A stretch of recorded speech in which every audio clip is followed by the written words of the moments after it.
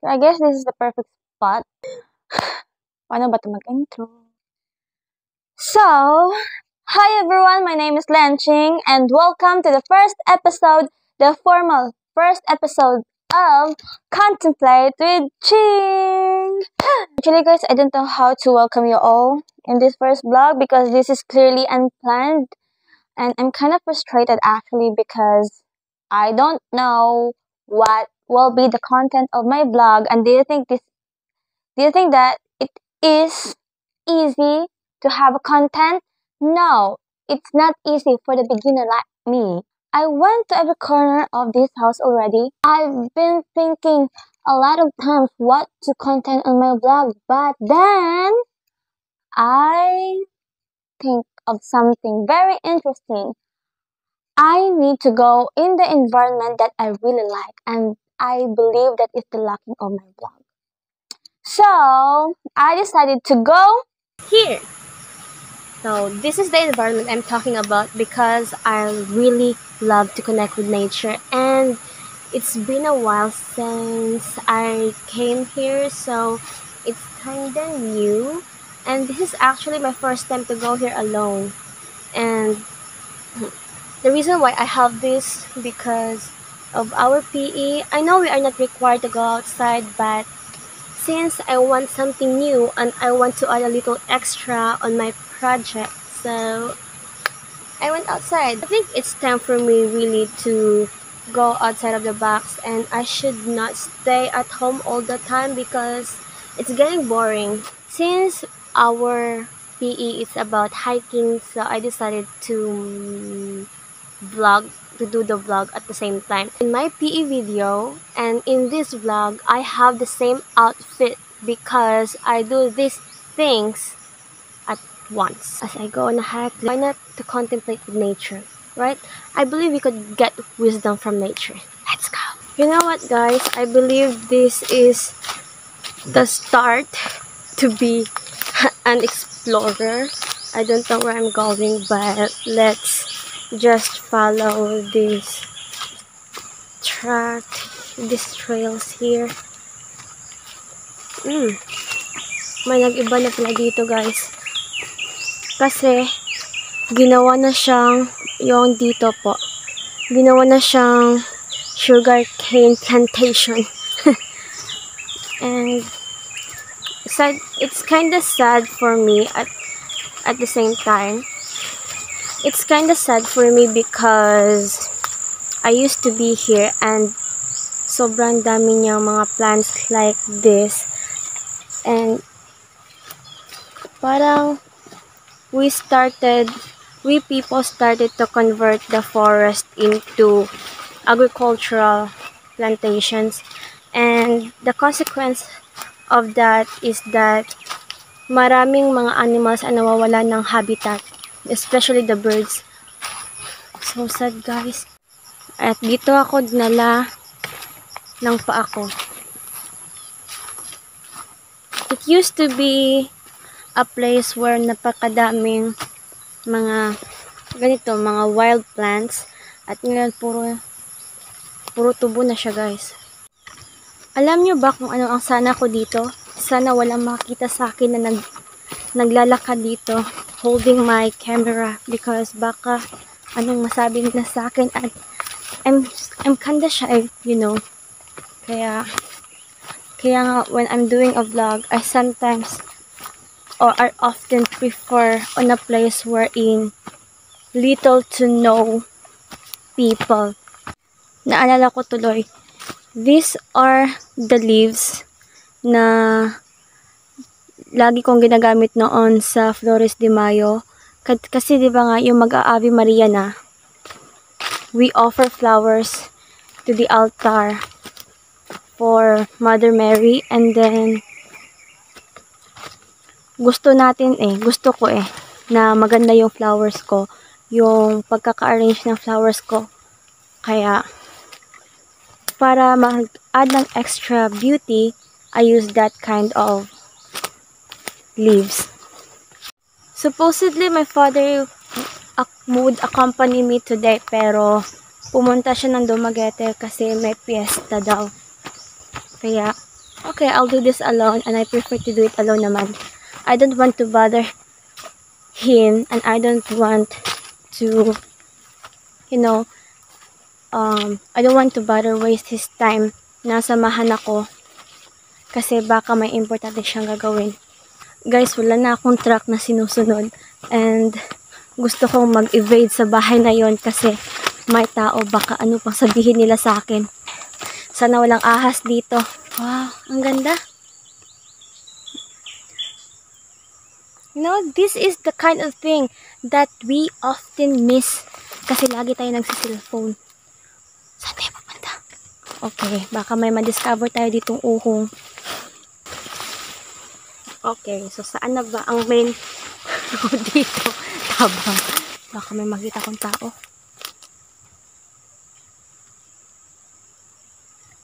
Wow, butterfly. Oh, nakita niyo yun? A butterfly passed by me. Excuse me. Excuse me.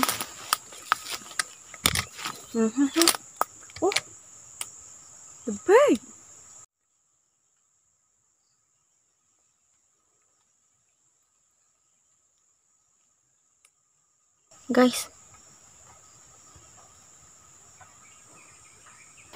Guys, I don't know kung saan ako papunta. I think I'm lost. But this is my favorite kind of lost. Feel ko mangangati ako nito eh. Nafe-feel ko na nga na nangangati ako. Aray.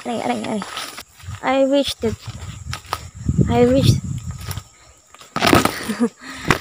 I found the track.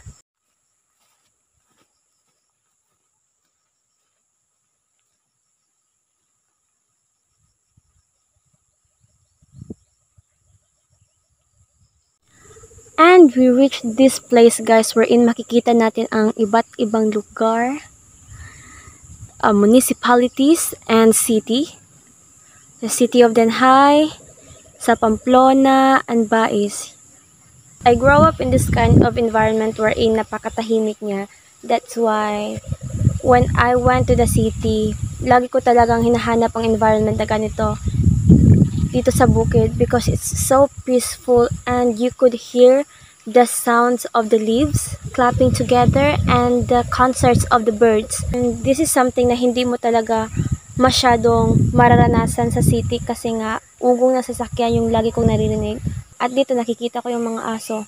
And they are so free na maglakad kahit saan. Sa city is lagi lang silang nasa bahay kasi baka masagasaan sila ng sasakyan. I am so happy na I witnessed this kind of place and grow up in this kind of place na marami pa yung mga puno. Nung bata pa ako, mas marami pa nga yung mga puno na nakatayo actually. And then one time I asked my father kung ano bang itsura ng lugar na to when he was a kid. And sabi niya na para siyang forest kumbaga. And then, kung sa gabi, napaka-tahimik at parang ang nakakatakot eh. And even yung mga hapon pa, parang talaga siyang nasa gabi. Kung ako, natatakot nga ako sa lugar na to tuwing gabi, how much more noon. Pero, I don't care about that nakakatakot thingy kasi na hindi talaga yan mawawala. Pero, just think of it in every morning na nakikita mo yung mga puno, yung mga birds na free sila na dumapo kahit saang puno. It's so sad lang na baka in the future is mawala na ang mga puno na nakikita ko ngayon and they got replaced by sugar canes. And it's not bad to have a sugarcane plantation, but the balance of nature Like, we are not the only being who lived here on earth. Meron pang ibang creatures like the birds, like the ants, the butterflies, and all of the creatures that rely on the trees and the wild plants. I wonder what will this place look like in the future generation. May tao. I think it's time to continue. I want to follow this track here. Alam ko na kasi yung daan patungo ron eh. Pero dito, hindi ko pa masyadong alam. This is literally an unplanned vlog, but I'm actually happy that ito yung first formal episode of my vlog, Contemplate with Ching. So please don't forget to like and subscribe so you won't miss any of the next video. YouTube yan. Maybe I would invite friends in the future. Guys, I mixed my language with English and Tagalog because I can't speak Tagalog straight. Bisaya manggod ko, guys. I am a Bisaya girl and I want to practice my English. I also want to practice my Tagalog, so maybe in the future I would speak Tagalog. But it's just that during a vlog, it's automatic that I speak English.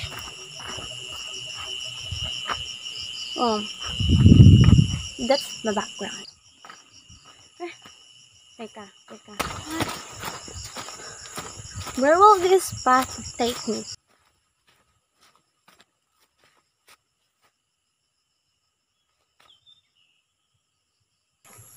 I heard music over there, I guess, and I believe may bahay doon, or maybe a barrack.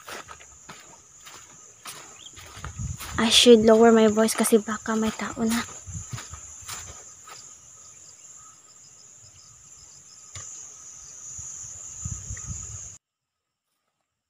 There's a bukid over there, guys, and if nandito kayo ngayon, it's kinda sad because my part doon na side na nawawala na yung mga matataas at matatayog na puno.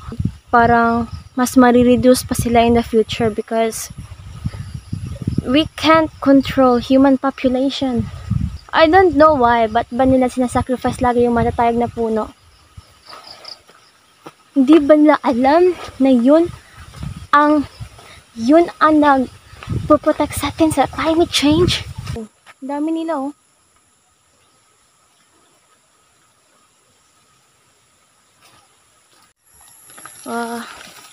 May mga bagong bahay na nga.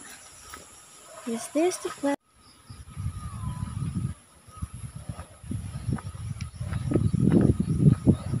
This place used to be Ikatubhan. Marami na ako na-collect na ang tawag dito. So yan nga, nakabalik na ako sa amin. It was a very good experience and finally nakapunta na nga ako doon sa part ng bahay namin, yung ruta papunta doon, and it was amazing because I got an experience to see again the place that I used to know. It was a happy experience. That's something that nakakamiss talagang gawin, and I got to go there after a long time of desiring to go there. And on the other side of the coin is nakakalungkot rin because hindi yon ang place that I used to know. lagi ko tong sinasabi kanina. Kasi nga, yung nakikita ko doon ng mga puno from here, hindi ko na-expect na napaka-konti na pala talaga nila. Parang, if makikita mo sa malayo, napakarami nila. But if you go there and see the environment yourself, masasabi mo talaga na we lost a lot of trees. And this doesn't only happen here in our place, but also to other parts of the Philippines.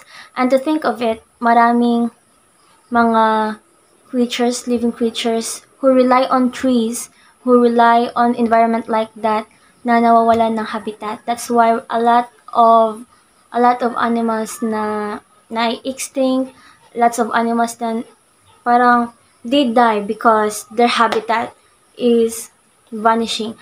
Sorry guys if my camera is kind of shaking because these puppies over here, dinindilaan nila tong stand. Hi! Ayan nga. I'm hoping for another set of videos like this. Set talaga, yes.